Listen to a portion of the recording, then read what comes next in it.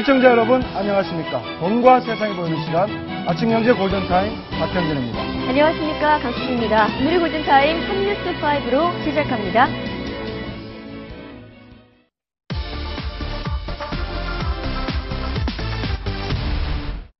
꽉 막혔던 남북관계는 역설적이게도 북한의 지뢰 도발 이후 대화의 물꼬가 트였습니다. 남북은 공동보도문 1항에서 빠른 시일 내 후속 회담을 열고 대화를 계속하자고 합의했습니다. 이번에 남북이 합의한 구체적인 사업들이 후속 회담 등을 통해 원활하게 추진돼서 한반도 평화와 발전을 위한 전기가 마련되도록 하는 것입니다. 청와대 관계자는 다양한 한반도 구상과 제안을 상세히 설명했고 북한도 이해했다며 조만간 통일, 국방, 사회, 문화 영역에서 당국 간 회담이 이어질 것이라고 말했습니다.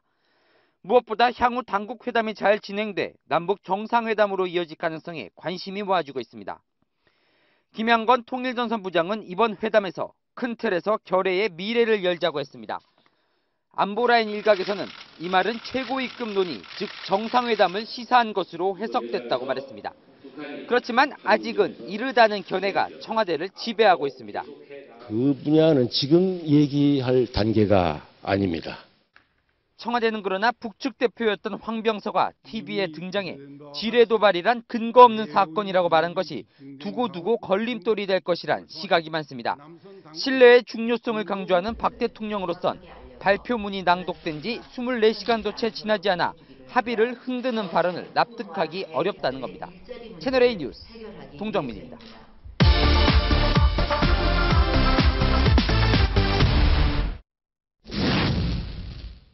김정은은 준 전시 상태를 직접 선포하고 남측과의 협상도 관리하며 군부를 장악하고 있다는 걸 보여줬습니다.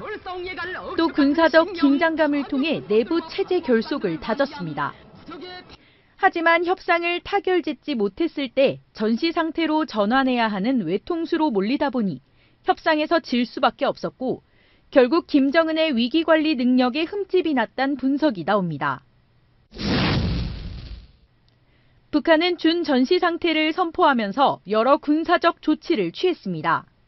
조선인민군 전선태연합 부대들이 불의작전 진입이 가능한 완전 무장한 전시 상태로 이전하며 전선지대의 준전시 상태를 선포함에 대한 하지만 우리 군이 북한군의 해안포 개방, 화력부대 전방 배치 등 전시 상황 대처를 파악할 수 있는 기회가 되기도 했습니다. 북한은 이번 지뢰 도발로 대북 심리전에 취약하다는 걸 드러냈습니다. 또 그만큼 김정은의 권력 기반이 아직까진 불안하다는 해석도 나옵니다. 중국은 대대적인 전승절 준비를 해왔는데 북한이 찬물을 끼얹은 셈이 됐습니다. 박근혜 대통령의 중국 방문에 회방을 놓으려는 의도가 있었지만 중국의 외면을 받아 오히려 북한이 고립의 길에 들어섰다는 관측이 나옵니다. 채널A 뉴스 강은하입니다.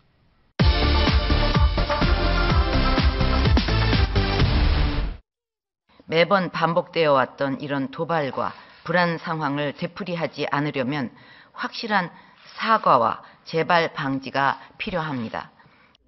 도발의 악순환을 끊겠다는 박 대통령의 천명에도 불구하고 유사 사건을 다시 일으키지 않겠다는 명확한 문구는 공동 보도문에서는 빠졌습니다. 북한을 주어로 한 제2항도 우리 병사들의 부상이 유감이라고 했을 뿐 지뢰 도발이 자신들의 소행이라는 점은 교묘히 피해갔습니다. 북한이 그간 내놓았던 사과 성명을 보면 드물지만 재발 방지를 약속한 경우가 있었습니다. 지난 1996년 강릉 잠수함 침투 사건 석 달 후 나온 외교부의 성명이나 76년 판문점 도끼만행 사건 때 김일성이 미국에 전달했던 입장문 등을 보면 유감 표명과 재발 방지 노력에 대한 문구가 명시됐습니다. 우리 정부는 비정상적인 사태가 생기면 대북 방송을 다시 틀겠다는 조항이 강력한 재발 방지 장치라는 설명입니다. 명시적인 문구는 없지만 어떤 그런 표현보다 더 중요하게 재발 방지의 장치를 우리가 확보했다라는 점에서 매우 의미가 있는 그런 합의 문항이라고 말씀드릴 수 있을 것 같습니다. 여기에 김영철 정찰총국장과 김상용 2군 단장 등 도발 책임자로 거론되는 이들에 대한 조사와 문책을 요구하지 못한 부분도 아쉬움으로 남습니다. 채널A 뉴스 심정숙입니다.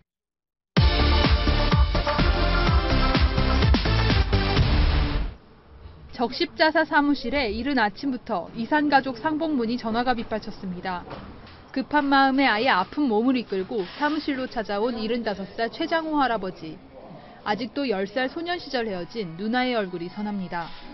체중이 있었고 요새 따따따따 이런 것도 하고 가지 같은 거로 남자가 그 단체에서 우리 누님을 데려간 거야. 그러니까 이제 부부로 데려간 거야. 이제 말하자면 알아요? 24살. 17살 나이에 홀로 도망친 뒤 갖은 고생 끝에 서울에 정착한 유승곤 할아버지. 가정을 꾸리고 어엿한 사업을 일궜지만 고향의 부모 형제 생각만 하면 가슴이 메어집니다. 우리 동네는 장작불에 쌀밥 먹는 데다 명절 때마다 정말 좋은 음식을 먹을 적에 정말 고향에 있는 굶주리고. 함경남도가 고향인 백발신사도 가족과 헤어진 지 60년이 넘었지만 고향 앞바다가 눈앞에 펼쳐집니다. 우리 고향 같은 데는 바닷가니까 물에 튀어들어갈 수는 없겠지만 그 물이라도 한번 봤으면. 지금까지 이산가족으로 등록한 사람은 12만 9천여 명. 그러나 이미 절반 정도가 숨졌고 나머지 생존자의 절반 이상은 80살 이상의 고령입니다. 이산가족 상봉 인원은 통상 100명 수준이어서 남은 가족들의 한을 풀기엔 턱없이 부족합니다. 그때 어머니하고 마지막 작별을 한 거야 내가. 그게 피격돼가지고서 갈 수 있는 기회는 하늘의 별따기거든. 혹시 갈 기회가 생기지 않을까. 채널A 뉴스 김유리입니다.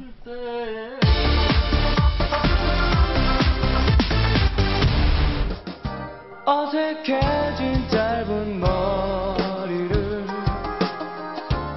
입대를 1시간 앞둔 이영재 씨의 긴 머리가 뭉텅뭉텅 잘려나갑니다. 여자친구는 남자친구의 짧은 머리가 신기한지 연신 웃습니다. 국민 여러분, 제가 군대 가서 나라를 열심히 지킬 테니 집에서 편히 쉬도록 하겠습니다. 파이팅! 이미 군대를 다녀온 20, 30대 예비군들의 안보의식도 투철합니다. 저의 생각으로는 좀 더 강력하게 대처해야 되지 않나. 지금 아직까지도 제가 봤을 때는 조금 부족한 것 같아요. 북한의 도발을 용납할 수 없다며 전역 연기를 신청한 50여 명의 병사도 있고 병무청에 전화를 걸어 전시에 어디로 가야 하는지 묻는 예비군들도 많았습니다. 북한이 먼저 도발한 게 아니라는 음모론의 확산을 막아낸 이른바 신안보 세대입니다. 지금의 젊은 세대들은 그 어린 시절부터 천안함 폭침이나 연평도 포격을 보면서 북한에 대한 어떤 그 분노라든가 혹은 국가를 지켜야겠다는 안보의식을 지켜보면서 커온 세대이기 때문에. 다만 투철한 안보관이 전쟁 불사론 같은 극단으로 치닫지 않도록 경계해야 한다는 지적도 있습니다. 채널A 뉴스 김기정입니다.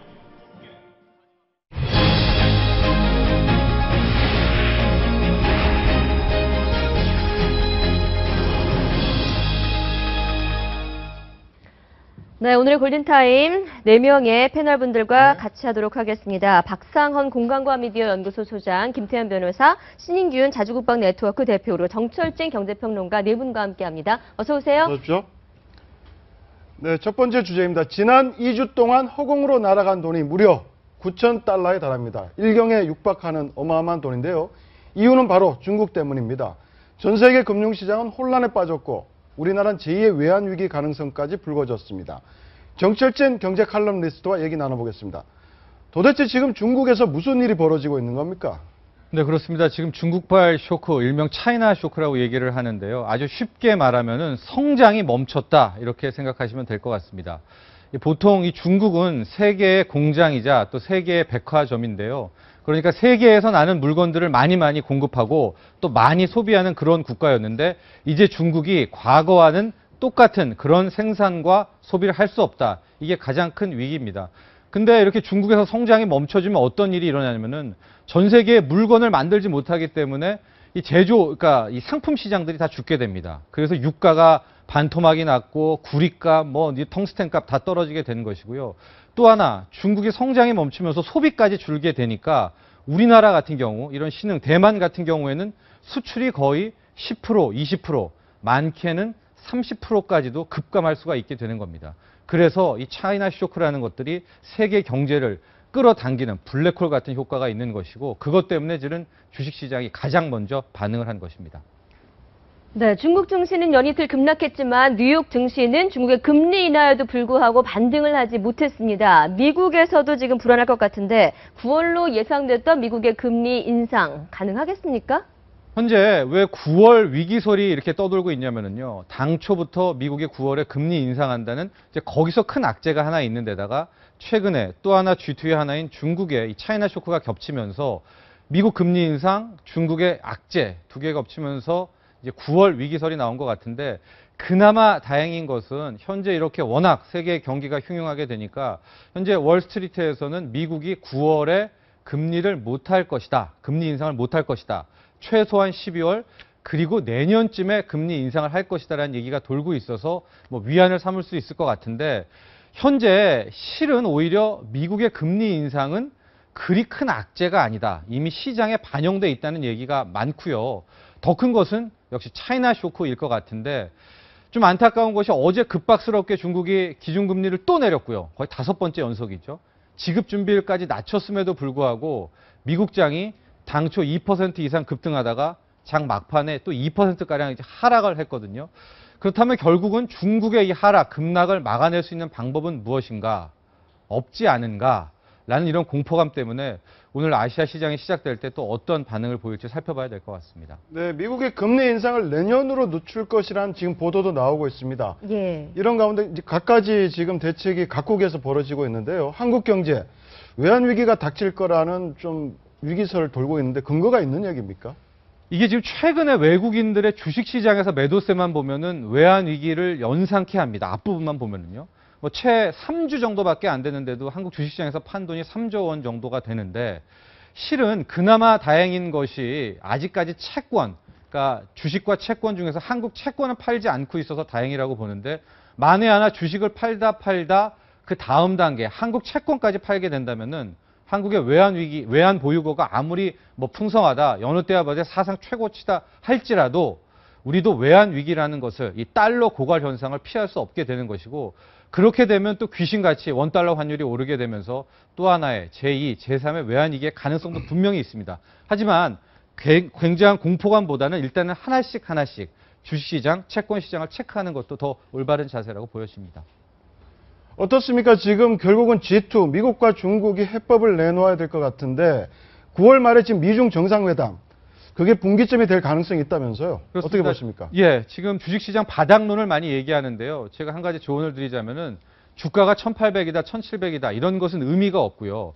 기간 바닥을 봐주시기를 좀 바라는데 일단 9월로 넘어가서 보면 9월 첫째 주, 9월 3일 날 중국의 전승절이 있습니다.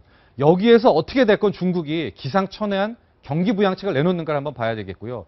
그 다음 9월 17일로 가면은 미국의 통화정책회의, 즉 미국이 과연 금리 인상을 하느냐 안 하느냐를 결정하는 이제 9월 17일이 큰 분기점이 있습니다. 그 다음 맨 마지막 9월 28일이 되면은 미국의 오바마 대통령과 중국의 시진핑 주석이 유엔에서 만나게 되거든요.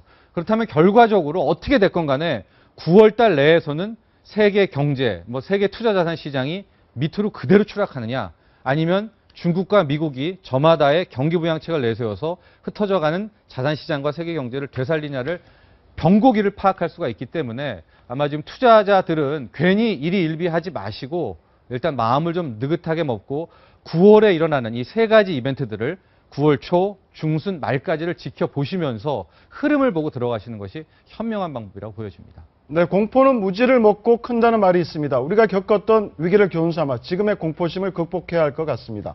다음은 숨어있는 경제, 이것만 시간입니다. 6천만 원대 수입차와 2천만 원대 국산차, 어떤 차 세금이 더 많아야 한다고 생각하십니까? 상식을 벗어난 자동차세의 비밀, 오늘 숨어있는 경제 이것만에서 알려드리겠습니다.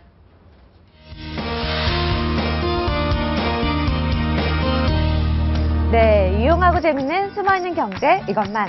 오늘의 주제는 황당한 자동차세입니다. 배기량에 따라 자동차세를 부과하는 현행 조세 체계가 고가 수입차와 저렴한 국산차 간의 역차별을 불러오고 있습니다. 이 때문에 수억 원대 수입차에 부과되는 세금이 2, 3천만 원대 국산차에 부과되는 세금보다 오히려 더 적은 경우까지 있다고 하는데요. 실제로 국내 H사에 2016년식 1999cc 자동차에 부과되는 자동차세는 구입 첫해 기준 51만 9,740원인데 반해 이보다 가격이 3배 정도 비싼 독일 B사의 1995cc 자동차의 경우 자동차세가 이보다 싼 51만 8,700원입니다. 차량 가격을 기준으로 하는 자동차 소비세, 등록세와는 달리 자동차세는 오직 배기량만을 기준으로 하기 때문에 비싼 외제차의 자동차세가 저렴한 국산차보다 더 적게 나오는 이런 황당한 경우가 발생하는 겁니다. 예전에는 배기량과 차량 가격이 상당 부분 일치했지만 요즘에는 신기술이 속속 등장하면서 배기량이 차량 가치를 반영하지 못하는 경우가 많아진 건데요. 이런 현실을 반영할 수 있는 좀 더 공평한 자동차세 기준이 필요해 보입니다. 그럼 숨어있는 경제 이것만, 다음 시간에는 더 유익한 정보 가지고 돌아오겠습니다. 네, 이번에는 북한 얘기해 보도록 하겠습니다. 우여곡절 끝에 남북 고위급 접촉 합의가 이루어졌는데요. 그런데 북측 대표였던 황병서 총정치국장, 하루도 채 되지 않아서 뒤통수를 치는 듯한 주장을 북한에서 내놓았습니다. 내용 한번 들어보시죠. 이번 북남 고위급 긴급 접촉을 통하여 남선 당국은 근거 없는 사건을 만들어가지고 일방적으로 벌어지는 사태들을 일방적으로 판단하고 일방적인 행동으로 상대 측을 자극하는 행동을 벌이는 경우 정세만 긴장시키고 있어서는 안 될 군사적 충돌을 불러올 수밖에 없다는 심각한 교훈을 찾게 되었을 것입니다. 네, 북한 목함 지뢰 도발 관련 유감이라며 사실상 사과 표명을 했는데 네. 하루도 되지 않아 우리 정부 자작극이라며 발뺌을 했습니다. 과연 이러는 이유가 뭡니까? 가서 이제 살아야 되니까 저런 겁니다.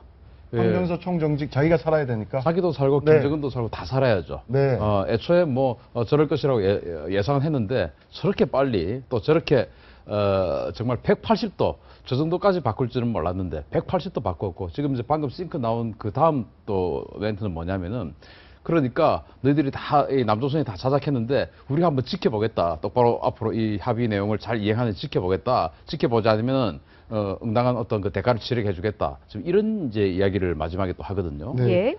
그래서 사실 이 회담 내용을 그 막후 이야기를 들어보면 이 황병서 총정치국장이 뭐 돌아가면 죽는다 이거죠. 그러니까 우리 김관진 안보실장이 몇 번이나 이렇게 일어서려고 한 것을 붙잡고 또 그렇게 했다고 하는데 돌아가서는 저렇게 하는 것은 결국은 이 회담 자체의 성과가 김정은 체제의 어떤 그 영속성, 안정성 이것과 직결되기 때문에 북한 인민들에게 저렇게 오도할 수밖에 없지 않느냐.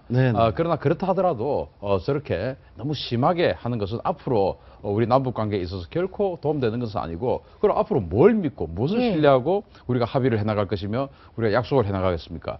저런 것은 지금 장기적으로 자기 생명은 살 수 있을지 몰라도 단기적으로 살 수 있을지 몰라도 장기적으로 이 남북관계 통일 이런 부분에 굉장히 악영향을 미치는 아주 무모한 짓이라고 생각합니다. 네, 어떻습니까? 이게 이제 사실은 언론 보도에 의하면 김관진, 황병서 1대1 이제 회담에서 결론이 났다라고 얘기했는데 네. 뭐 두 사람이 만나서 이제 예를 들어서 CCTV 없는 데서 다른 방에서 얘기했을 때 무슨 얘기를 했는지는 알 수가 없죠. 다만 이제 발표 형식이 북한을 상당히 좀 배려했다는 느낌이 있는 게 합의문이 아닙니다. 이게 지금 보도문이죠. 공동 보도문입니다. 보도문이고 공동 보도문 내용이 약간 뉘앙스가 달랐어요, 사실은. 네. 뭐 예를 들어서 간단하게 보면 우리는 남과 북이고 북은 북과 남이라고 할 것이고 뭐 여러 가지가 있는데 왜 그럼 공동 보도문이란 형식을 통해서 이게 토시 하나가 중요한 남북 회담에서 이 형식을 우리가 양보를 했을까?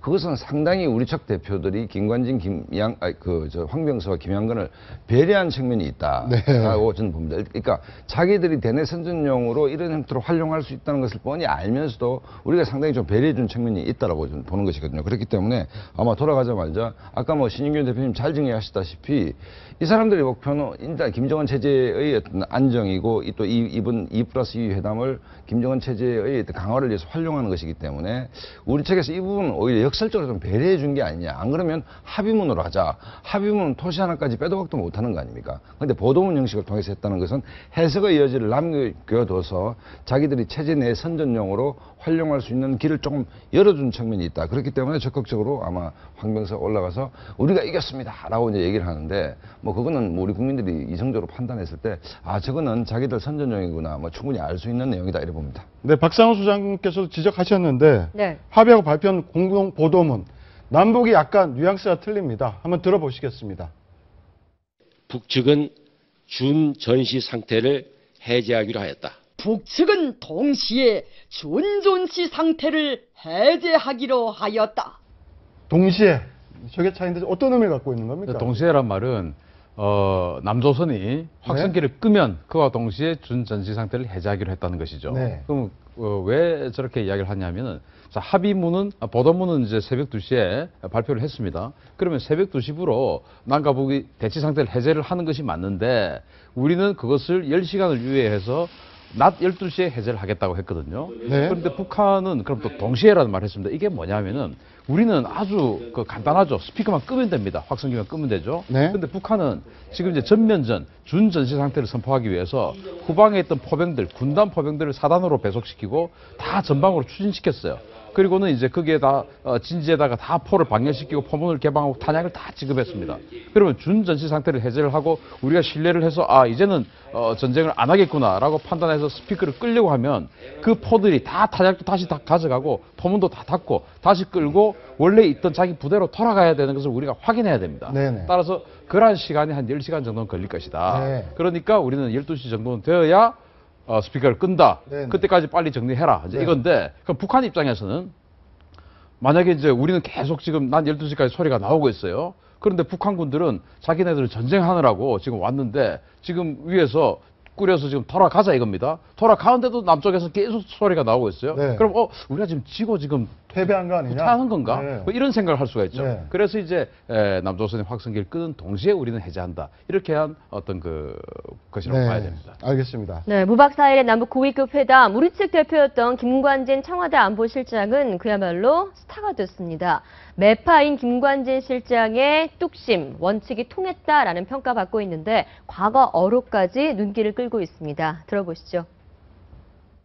바로 움직여 들어가야 돼. 어? 거기서 무슨 뭐 전에도 이야기했지만 쏠까요 말까요가 나온다든지 자동으로 움직인다. 언제까지? 저기 굴복할 때까지. 그 실제 협상장에서도 뭐 굉장히 뭐 의미 있는 발언. 내가 전군을 지휘했던 사람이다. 네. 속된 말로 까불지 마라. 뭐 이런 뭐 협박성, 강경한 발언도 했다고 하는데 그런 것들이 이번 협상의 좀 결과를 좀 긍정적으로 도출해내는 요인이 아닌가 뭐 이런 분석도 있습니다. 이제 황병서 네. 총정치국장이 북한 군부 세열 1위입니다. 그런데 저 사람은 실제적으로 전투 군인을 해본 적이 없고 지금 현재 그 군대를 사상적으로 감시하는 네. 우리로 치면 기무사 정도 되는 그런 어떤 기능을 가지고 있는데 북한은 그 사상적으로 감시하는 게 너무나 중요하기 때문에 그것이 전군의 우리로 지금 국방부 장관 합참의 정보가 더 높은 거예요. 네. 그러한 일을 하는 사람이고 또 그 일을 쭉 해온 사람도 아닙니다. 그렇기 때문에 지금 뭐 전쟁하자고 김관진 장관 입장에서 내가 니들이 뭐 군대에 대해서 알아? 전쟁에 대해서 아냐? 내가 전군을 지휘했던 합참 그 3군 사령관 출신이고 국방부 장관 출신이고 합참 작전본부장 출신이야. 어디 까불어. 전쟁 웃기지 마. 이제 이런 이야기를 하는 것이죠. 그러니까 뭐 황병서 총정치국장은 실제 자기는 군복을 입고 있지만 그러한 전력과 이력이 있기 때문에 그런 부분에 대해서는 할 말이 없는 것이죠. 네, 근데 김관진 실장 바로 뒤에는 박근혜 대통령이 있었습니다. 네.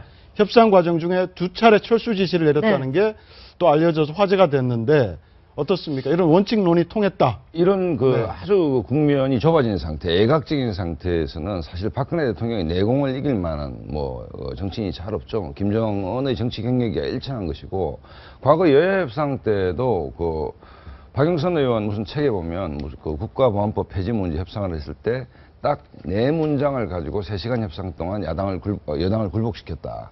그다음에 뭐 노무현 대통령하고 그 당시 그 회담에서도 참 나쁜 대통령 한마디로 회담 결과를 했는데 압축해서 그러니까 긴장이 고조되고 그다음에 어떻게 보면 박근혜 대통령은 정치적으로 산전수전 다 겪으시는 분 아닙니까? 김정은은 뭐 얼마 되지도 않았는데 지난번 개성공단 문제도 한번 일합이 있었죠. 일합이 있었는데 박근혜 대통령의 그 견고한 원칙이 이제 김정은의 양보를 끌어내는 뭐 그런 측면들이 있기 때문에 이번 건도 사실은 박근혜 대통령이 갖고 있는 정치적 장점들이 여과 없이 아주 그 꽃을 피운 장면들이 여러 번 있었는데 그게 사실 CCTV를 통해서 청와대가 실시간으로 이제 보고 있는 장면에서 그 김정은과 박근혜 대통령의 사실상 대리회담이다라고 이제 불려졌는데 이번도 역시 박근혜 대통령이 갖고 있는 그 견고한 원칙이 좀 통하지 않았나 뭐 이렇게 봅니다. 네, 결국 원칙주의가 북측의 벼랑 끝 전술을 넘은 것 같습니다. 한편 남북 협상을 이끈 박근혜 대통령 다음 달 3일 중국 전승절 열병식 참석을 결정했다는 얘기가 나오고 있는데 그 중국 측에서 그런 얘기를 한 것 같죠. 근데 지금 정부에서는 공식적으로 인정은 안 해주고 외교부는 아직 공식적으로 이제 열병식 문제인데 중국의 이제 그 외교부는 무슨 얘기냐면 이게 패키지로 한 행사로 묶여 있기 때문에 뭐 이거는 하고 이건 안 간다라는 것이 현실적으로 불가능하다. 그렇기 때문에 모든 그 참여하는 해외 정상들은 전 과정을 참석한다는 얘기입니다. 지금 보시면 장밍 외교부 부부장의 말이 나오는데 9.3 기념행사에 참석하되 열병식에는 참석하지 않는 외국 지도자 있느냐라고 물어봤더니 외국 지도자들은 모두 기념대회 포함한 중요 활동에 참가한다. 그러니까 전성절 기념 행사가 딱 이렇게 뭐 이렇게 딱 분절적으로 되는 것이 아니고 쭉 이어지죠. 쭉 이어지는데 그 중에 중간에 이 군사 프레이드가 있는데 이 부분을 현실적으로 박근혜 대통령 빠져나오는 것이 현실적으로 가능한가의 문제가 하나 있는 것이고 그렇기 때문에 중국 쪽에서는 공식적으로 이제 예외 없다. 다 같이 이제 이 파티에 참석할 거다는 얘기고 우리 외교부는 아직 공식 확인을 안 했는데 우리 외교부 관계자 얘기를 들어보더라도 뭐 어쨌든 뭐 참석하는 게 옳으냐 그러냐의 문제를 떠나서 현실적으로 박근혜 대통령만 빠져나와서 군사 프레이드를 참가 안 할 방법이 있느냐의 문제 뭐 그런 문제가 있어 보이기 때문에 제가 보기에도 뭐 군사 프레이드에 참여할 것으로 일단 보입니다. 네네. 그런데 북한 김정은은 불참하면서 사실상 중국에서 남북 정상 간의 만남은 뭐 불발로 끝난 거죠. 대신 최룡해 당 비서가 참석한다고 하는데 왜 최룡해가 참석하는 겁니까? 최룡해는 일단 이제 한번 그 시진핑 주석을 만난 적이 있죠. 김정은의 특사로 갔다가 군복을 입고 계속 만나기를 그때 당시에는 이제 군인이었으니까 그때 이제 총정치국장이었죠. 차수 계급장을 달고 중국에 가서 만나려고 했는데 마지막 날 시진핑이 그 군복 벗고 오면 만나주겠다. 그래서 이제 인민복을 입고 들어갔죠. 중국의 제일 높은 계급은 상장입니다.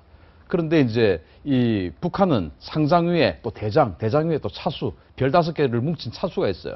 그러면 이 동맹국끼리는 서로의 계급을 인정해 줍니다. 그런데 중국 중앙군사위원회 위원들이 전부 그 상무위원들이 상장인데 차수 계급장을 달고 오면 시진핑 자기보다 높은 거예요. 웃기는 일이죠. 그래서 참 한심하고 웃기는 일이죠. 그래, 옷 벗고 만나준다. 내가 어떻게 너한테 경례를 하냐. 그러니까 옷 벗고 만나준다. 이래서 이제 만나서 뭐 이렇게 김정은 친서를 줬는데도 그 한 손으로 받고 보지도 않고 바로 그냥 옆 비서에게 그냥 던져버리고 이렇게 한 굴욕을 당하고 왔습니다. 자, 그런데 러시아 전승절 기념 행사에는 북한이 김정은 가지 못하고 헌법상 최고 국가수반이라고 할 수 있는 김영남 그 상임위원장이 갔습니다. 그런데 최룡해는 헌법상 최고 수반도 아니고 또 남들이 인정해주는 그러면은 내각 총리 박봉주 총리라도 가야 되는데 총리도 아니고 아무것도 아닌 우리로 치면은 체육부 장관 정도 되는 국가체육지도자위원회 위원장이에요.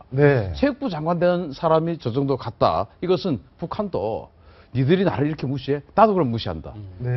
우리가 하고 맞불 작전이군요, 일종의. 중국이 맺고 있는 전 세계 그 200여 개 나라 중에서 중국이 맺고 있는 유일한 군사 동맹 국가가 북한입니다. 미국은 군사 동맹이 많죠. 중국은 군사 동맹이 딱 북한 하나입니다. 그런데 그 군사 동맹 국가가 지도자 레벨이 오지 않고 장관 레벨이 온다. 이건 이제 북한도 보복을 하는 것이죠. 그러면 혹시 지난번 러시아 전승절 때처럼 우리는 그때는 윤상현 정무특보를 보냈지 않습니까? 그때처럼 이제 김영남 위원장을 가다가 이렇게 윤상현 정무특보가 센스를 발휘해서 이렇게 만나고 이렇게 했다고 하는데 그런 조우가 있지 않을까? 저는 천만의 말씀이라고 생각합니다. 왜냐하면 박근혜 대통령은 이번 행사에 참석하는 여러 정상들 중에서 최고의 레벨이고 그야말로 이번 이 행사의 최고 스타입니다. VVIP죠. 이런 분에 대한 경호는 어마어마할 겁니다. 아마 최룡해 따위가 괜히 어떻게 센스 한번 발휘해 보려다 접근을 하다가는 팔목 다 끊길 겁니다. 경호원들에게. 알겠습니다. 한편 본격적인 대권 행보에 나섰던 문 대표도 이제 중국에 가는데요. 그리고 새정치연합 이번 고위급 회담 관련해서도 한마디 했습니다. 어떤 얘기 했는지 들어보시죠. 남북 당국 간 협상을 통해서 한반도에 조성된 긴장을 해소한 정부의 노력에 대해서 높이 평가하며 이번에 그래도 그 불소통 고집스러워 보였던 남북 문제 그래도 정말 폐쇄적이고 재앙적인 고집불통이 모든 대부분의 경우 국정 실패, 총체적 국정 실패로 이어져 가고 있는데 이 북한에 관한 문제는 제가 말씀한 것처럼 말에 총알이 더 무서울 정도의 지금 치외 불안에 시달려 있는 북한에게 상당히 아주 핵심을 찔렀다. 네, 정부 노력을 높이 평가한다라고 문재인 대표 앞서 얘기를 했는데 지적도 빼놓지 않았죠. 함께 들어보시죠. 다만 한 가지 지적하지 않을 수 없는 것은 김관진 실장이 합의 결과를 발표하면서 북한이 기대 도발에 대해 사과하고 재발 방지를 약속했다고 합의문과 다른 발표를 한 것입니다. 그 야권의 이번 남북 합의에 대해서 좀 이렇게 지금 약간 미묘하게 엇갈리는 얘기를 하고 있는데 복잡한 것 같아요, 심경이. 긴장 국면에서 정말 누가 승리자인가 사실 국민이 승리자입니다. 국민들 일치 단결해서 안보 문제에서는 정말 우리가 양보 없다는 걸 보여줬는데 왜 이 말씀을 모두에 드리는가 하면 야당이 수권의 길로 가기 위해서는 북한 문제에서 명백한 좀 깔끔한 정리가 필요하다. 그러니까 굉장히 좀 이렇게 왼쪽 오른쪽으로 왔다 갔다 하는 스텝이 엉키는 모습이 있지 않습니까? 예를 들어서 이 문제에도 사실관계만 얘기하더라도 정부가 발표했을 때 재발 방지 약속은 언제든 어떤 시기가 왔을 때, 그러니까 그 비정상적 시기가 오면 언제든지 켤 수 있다는 얘기가 재발 방지에 대한 억제책 아닙니까? 근데 그런 게 있음에도 불구하고 굳이 이런 식으로 이른바 디스를 한다든지 이종걸 원내대표 같은 경우에도 박근혜 대통령이 원칙이 통한 부분은 인정한다라고 하면 그만인데 앞에 굳이 이런 형용사들을 붙여서 이렇게 디스하면서 굳이 인정한다 이런 부분들은 130석의 야당의 원내대표도 하면 발언은 아니다라고 봐지는 것이고 근본적으로는 새정치민주연합이 정말 수권의 길로 가기 위해서는 북한 문제에 대해서는 정말 국민의 인식과 같이 하는 좀 안정감 있고 정리된 입장이 필요한 것이지 기본적으로 너무 이렇게 그러니까 우리가 전쟁을 결심할 수 있는 의지가 없다면 평화도 없는 것 아니겠습니까? 그것은 국민 일반이 다 알고 있는 상식임에도 불구하고 상식과 너무 동떨어져 있다는 것이고 그다음에 2030이 기본적으로 야당의 주요 텃밭이라고 이제 하지만 우리 청년들이 군 제대를 연기해 가면서까지 전우들과 같이 하겠다. 이런 얘기가 있는 판에 야당이 이렇게 좀 어정쩡하고 하고자 하는 말이 무언지가 불분명한 이런 태도를 취해서는 좀 앞으로 힘들지 않나 이렇게 봅니다. 네, 알겠습니다. 네, 사건 사고로 넘어가 보도록 하겠습니다. 워터파크 몰카 유출 사건 기억하시죠? 이 사건의 용의자가 바로 어제 저녁에 검거가 됐습니다. 27살 최모 씨였는데 검거하는데 이 최 씨의 아버지가 결정적인 한 몫을 했다고 합니다. 어떤 얘기인지 김태현 변호사가 정리해드립니다. 제가 한번 사건 브리핑에서 소개해드린 워터파크 몰카 사건 시청자 여러분들 모두 기억하실 겁니다. 그 범인이 드디어 어제 잡혔습니다. 그런데 이 사건 여자가 범인인 것도 좀 독특하지만 검거 과정도 다른 사건과는 다른 독특한 면이 있습니다. 이 용의자인 최모 씨 몰카 사건이 터지자마자 고향인 정남 곡성으로 내려갑니다. 이 최모 씨를 용의자로 특정한 용인 동부경찰서 팀도 최모 씨의 소재지를 파악하고 집 근처에서 잠복을 하고 있었습니다. 그런데 여기서 뜻밖의 변수가 생깁니다. 아버지에게 폭행을 당한 이 최모 씨가 112에 아버지를 가정폭력으로 신고를 한 겁니다. 이 아버지와 최모 씨 모두 파출소에 끌려가서 조사를 받습니다. 여기서 최모 씨 아버지의 가정폭력에 대해서 진술했는데 아버지가 폭탄선을 하고 만 겁니다. 내 딸이 몰카를 찍었어. 이 한마디를 한 것이죠. 결국 이 딸의 범행은 전부 다 아버지의 자백으로 들통이 나고 밖에 대기하고 있던 용인 동부경찰서 수사팀의 검거가 되고 맙니다. 이 최모 씨 경찰에서 진술하기를 나는 돈 때문에 한 것이다. 채팅 사이트에서 알게 된 남자의 부탁을 받았다. 하지만 나는 유포 경위를 모른다. 이렇게 얘기를 했습니다. 경찰 공범과 유포경에 대해서 계속 추적하고 있습니다. 가정폭력을 신고한 딸, 딸의 몰카 범죄를 신고한 아버지. 준법 정신이 투철한 분야라고 해야 될까요? 어쨌든 범인이 빨리 밝혀서 다행이긴 하지만 이 몰카 사건으로 입은 피해자들 피해, 범인이 잡혔다 한들, 범인이 처벌받는다 한들 그들의 아픔이 씻겨지진 않을 겁니다. 지금까지 김태현의 사건 브리핑이었습니다. 네, 몰카 촬영 여성. 네. 바로 이제 촬영은 순순히 시인을 했는데 문제는 유포에 대해서 난 잘 모르겠다. 네. 이게 뭐 촬영하고 유포가 좀 차이가 있나 보죠? 그렇습니다. 아마 유포에 대해서 모른다고 하는 말이 사실일 것 같습니다. 네. 근데 경위를 좀 보면은 채팅 사이트에서 만난 남자가 이제 그런 걸 찍어 와라. 그래서 한 세 군데를 돌아서 찍게 됐고요. 거기에 대해서 한 수백만 원, 1,000만 원대는 아니고 정도의 금액을 받았을 것 같은데 아마 이 여성 피의자는 정말로 유포가 그 다음 경로는 알 수 없었을 것 같고요. 지금 그 두 번째 돈을 받고 팔았다는 그 남성을 잡아야 될 것 같은데 아무래도 그 남성이 이제 소위 말하는 외국에 이 주소를 두고 있는 그 사이트에 업로드하는 담당 책이 아닌가. 그래서 뭐 이 여성이 그 해외 사이트까지 다 연루됐다고 하기에는 좀 힘든 부분이. 근데 아마 여성도 유포를 될 줄 알고 팔았겠죠. 있었죠. 예, 당연히 네. 알고 네, 있었겠죠. 네. 그랬으니까 돈을 받게 되는 네. 것이겠고요. 예. 알겠습니다. 다음 소식 넘어가겠습니다. 구파발 검문소에 있던 의경이 권총에 맞아 발사된 총알을 맞아 숨졌습니다. 네, 이유가 정말 어처구니가 없는데요. 권총이 발사된 경위 아주 사소한 장난이었다고 하죠. 대체 어떤 일이 있었던 겁니까, 변호사님? 어제 이제 구파발 검문소에서 있었던 일인데요. 이제 검문소인데 경찰 소속 의경들이 자기들끼리 뭐 간식을 먹었던 것 같아요. 그러니까 그 상사가 들어와가지고 야 이거 너희들 왜 너희들끼리 간식을 먹었어? 그러면서 품속에서 권총을 발사했다는 거죠. 장난을 했다는 겁니다. 그런데 이 총 속에 7탄이 들어있었던 거예요. 그래서 결국 가슴에 관통돼가지고 사망을 한 건데 원래대로라고 하면 공포탄이 있어야 되는 건데 실탄이 발생했다는 거거든요. 네네. 그러니까 이 경찰도 쏜 사람도 이게 여기 실탄이 있었다고 생각 못했던 것 같습니다. 그러니까 어찌됐건 간에 지금 업무상 과실치사 혐의로 체포가 돼가지고 수사를 받고 있는 것이고 경찰의 지금 수사 방향은 어떻게 거기 공포탄이 아니고 실탄이 먼저 들어가 있었나 이거에 지금 수사력이 집중돼 있는 상태죠. 네. 좀 설명 더 보완해서 드리면 총기 관리가 지금 허술한데 그 경찰 지침서를 보면은 첫 번째는 이제 격실이 비어 있어야 됩니다. 네네. 두 번째가 공포탄, 세 번째부터 실탄이 들어가니까 6구경짜리 리볼버라고 하면은 이제 실탄은 실은 4발밖에 안 되고 그것은 빈칸, 그 다음에 공포탄, 그 다음부터가 돌아가야 되는 건데 지금은 어떻게 된 건지 첫 번째에서 실탄이 바로 나왔었고요. 두 번째가 비어 있었고 그 다음이 공포탄, 뭐 이런 식으로 그러니까 소위 말하는 총기 관리에서 빈칸, 공포탄, 실탄이라는 이 제조 자체, 순서 자체가 엉망이었다. 그러니까 완전히 기본이 지금 안 돼 있는 상황에서 이 박모경위가 소위 말하는 장난으로, 그러니까 격실을 그냥 한 건데 거기서부터 실탄이 발사되는. 참 어처구니가 없는데, 어처구니가 없어요. 지금 52살이고 경이면 거의 경찰 베테랑인데 어떻게 이렇게 총기 관련 내용을 전혀 숙지를 못하고 있는 건지 그러니까 단순히 실수라고 보기는 어려울 것 같은데 이제 총기 안전 장치까지 풀었지 않습니까? 그렇죠. 권총은 두 종류가 있어요. 이제 탄창을 우리 영화에서 보는 것처럼 이렇게 탄창이 따로 있어가지고 거기다 총알을 넣고 밑에서 이렇게 삽입을 하는 방식이 있고요. 지금 이제 이번에 쏜 것처럼 이렇게 총알이 리볼버. 러시안 룰렛 하는 그것처럼 리볼버식으로 돌아가는 스타일이 있습니다.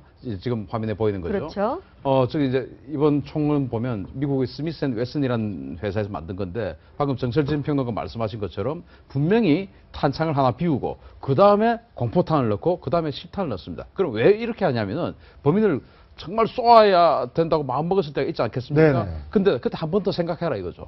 총을 당기고 그리고 쏘려면 범인에게 공포를 주기 위해서 공포탄 나 정말 쏜다. 그리고 그 다음에 쏠 때는 하체 아래 다리를 쏘게끔 되어 있습니다. 실탄을 쏘아도. 그런데 저렇게 우리 군대에서도 빈 총 가지고도 사람을 겨누지 마라 이렇게 이야기를 하는데 실제 총알이 들어있는 총을 가지고 자기는 그 총알이 처음에는 그 공포탄인 줄 알았다 또는 빈 탄창인 줄 알았다 하더라도 방아쇠를 당겼다는 것 저것은 제가 군대 생활이나 또는 여러 가지 이렇게 보면 우리 의무 복무하는 군인들, 의경도 군인 아닙니까? 의무 복무하는 군인들을 대하는 태도가 너무 위압적입니다. 니들이 군대 생활하는데 내가 이렇게 하는데 어쩔 거야? 이런 식이죠. 저기 봐 또 더 심각한 것이 산업체 특례 복무하는 그런 곳이라든지 어떤 그 공익근무원이라든지 이런 사람들을 대하는 태도들이 정말 자신이 마치 군인 주임원사 좀 되는 것처럼 이렇게 행동을 하는 사람들이 있어요. 기업체 사장님들이. 그래서 군인들에 대해서 이것은 인권적으로 생각 안 하기 때문에 방아쇠를 당기는 장난을 칠 수 있는 것입니다. 그래서 총기 관리 제대로 되어 있는지, 그리고 저 경위분의 어떤 그 평소 심성이 어떤지도 한번 우리가 살펴볼 필요가 있고, 의경들이 몇만 명 됩니다. 따라서 우리 경찰청도 의경들을 대하는, 지금 이제 군대는 굉장히 많이 개선됐어요. 군대는 저런 식으로 병사들 대하는 사람 없습니다. 네네. 그래서 의경들을 대하는 지침을 그 경찰청에서도 좀 새로 제정할 필요가 있다, 그렇게 생각합니다. 네, 알겠습니다. 네, 잊을만 하면 발생하는 이 경찰의 총기 관리 사고, 앞으로 또 재발 막기 네. 위한 대책이 시급해 보입니다. 박상원 소장, 신인균 대표, 정철진 평론가와는 여기서 인사드리도록 하겠습니다. 감사합니다. 고맙습니다.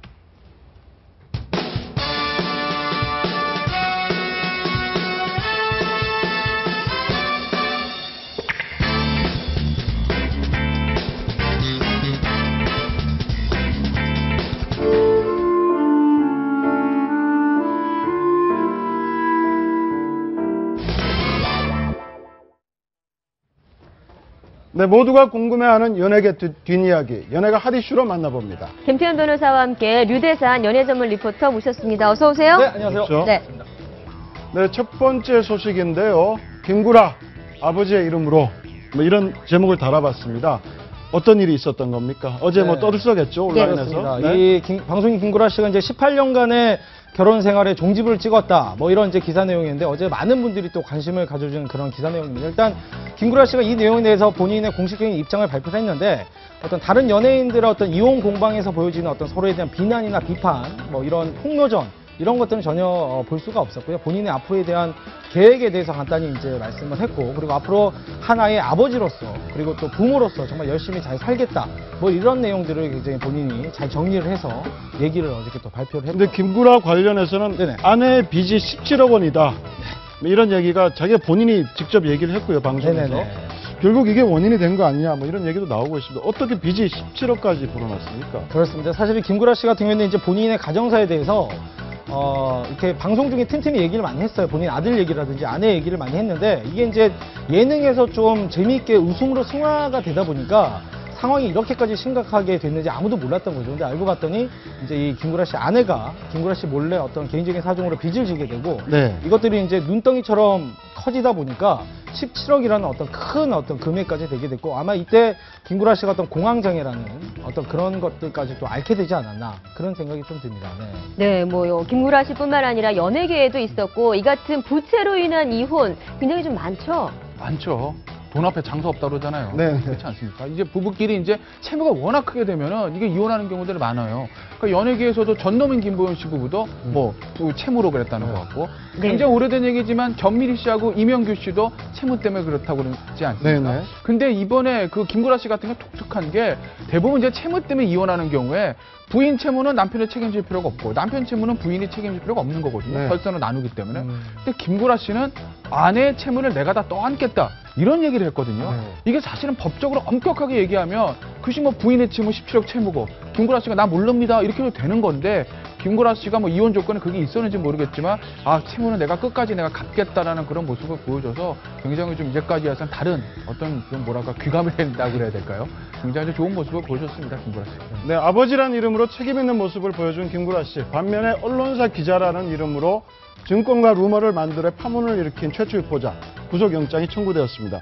바로 이시영 씨 동영상 사건이죠. 네, 그렇습니다. SNS에 이시영 성관계 동영상이라는 어떤 그 증권관 정보지 일명 그 찌라시가 이제 돌게 되는데, 이것들이 이제 일파만파 커지면서 굉장히 많은 루머들이 또 퍼지게 됩니다. 그러면서 이제 뭐 이시영 씨가 그 본인의 소속사 측과 어떤 갈등으로 인해서 소속사 측이 이시영 씨를 협박하기 위해서 이 동영상을 유포했다, 뭐 이런 얘기, 그리고 이시영 씨가 이것 때문에 뭐 자살을 시도했다, 뭐 이런 얘기부터 해서 이것이 뭐 본인이 출연하는 드라마를 홍보하기 위한 노이즈 마케팅이다, 뭐 이런 얘기까지 나왔는데, 심지어는 이제 SNS상에서 이시영 씨 동영상으로 추정되는 가짜 동영상이 또 나돌게 되면서 이 소속사 측에서는 가만히 있을 수 없다, 강경 대응을 하겠다 해서 이제 법적으로 이 최초 루퍼자를 이제 고소를 한 상황인데, 검찰이 이제 이 SNS를 통해서 악성 정보를 이제 주고받는 사람들의 어떤 사용 기록을 역추적을 해본 결과, 모 일간지 기자 신모 씨가 이제 최초 유포자. 일간지가 아니고 IT 온라인 뉴스 매체라고 합니다. IT 온라인 뉴스. 네, 네. 죄송합니다. 네. 어쨌든 그 IT 온라인 뉴스의 그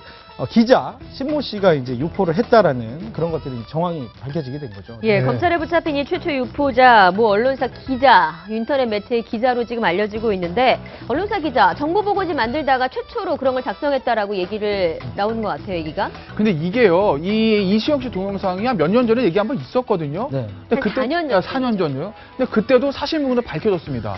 그런데 이번에 다시 나온 거죠.